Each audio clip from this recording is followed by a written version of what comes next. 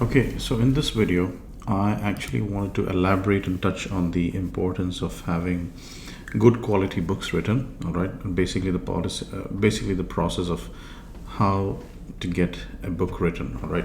Now, of course, I've showed you in previous videos how you guys can go ahead and order with the Writing Summit, but I wanted to elaborate and highlight certain important points which I think you guys need to take note of and also implement in your practice of publishing your books.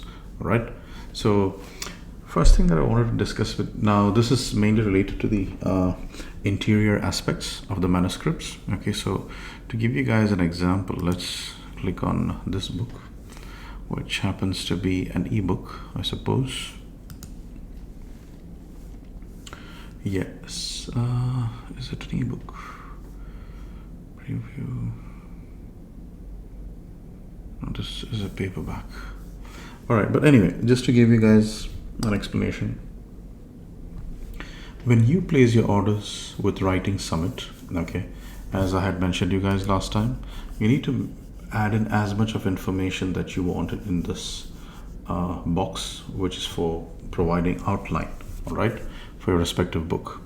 Now, the good thing about this company Writing Summit is that along with your book, they also add a nice little book description for your book, which is about 150 to 300 words approximately.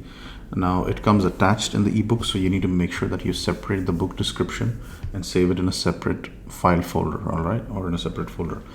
And then while you're publishing your book, I'll be showing you the process on how you can copy paste and attach your what you call this description into the right column or in the right box. But the important point is, guys, out here in this particular box, you need to add whatever information that you require, all right, from the writer or the one that will, or let's say someone from the researching team who's going to be looking after, or who's going to be taking care of your book, all right. Add things like, I would like my book to have some images, some relevant pictures, so that it makes the book look appealing. And it also needs to have table of contents, because as you see, guys, table of contents is a must. The book needs to have a copyrighted page like this, right, which would say, let's say copyright, we are in the year of 2020 right now, so it would be let's say copyright 2020. There may be a column where you can put your pen name, all right. So as discussed in the previous video, if it's going to be James Xavier, we're going to put in James Xavier there, all right.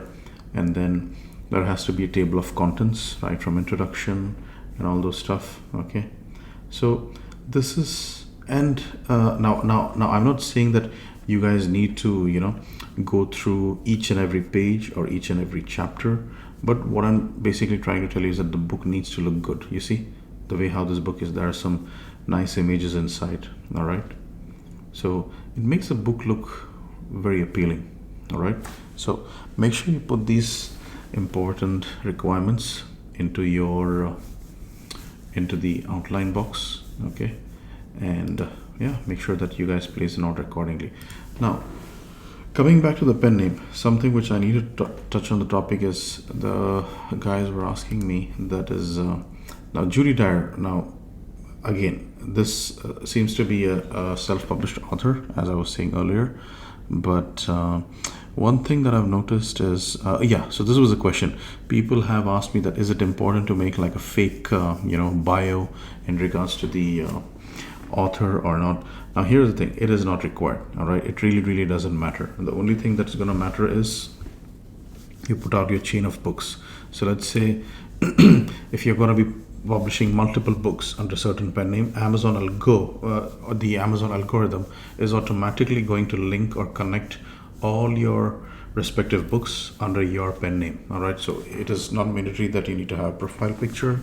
It isn't mandatory that you need to have author bio as well, okay. It really doesn't matter. What matters is you put out good quality books, you put out books that have amazing covers, unique covers, and something that will really appeal and attract and entice your readers to come in and buy your books. And once they buy your books, once they read your books, they get super impressed, where they come and give positive reviews, all right. So keep these important aspects in mind before you order your books, all right. So hope you guys have taken note of what I've discussed in this video. Okay, so and please follow them, yeah, guys, because again, treat this business as if it's your own baby. All right, if you take good care of it, so will your books sell amazingly well. All right, okay, guys, so that's it from this video. I'll see you in the next one.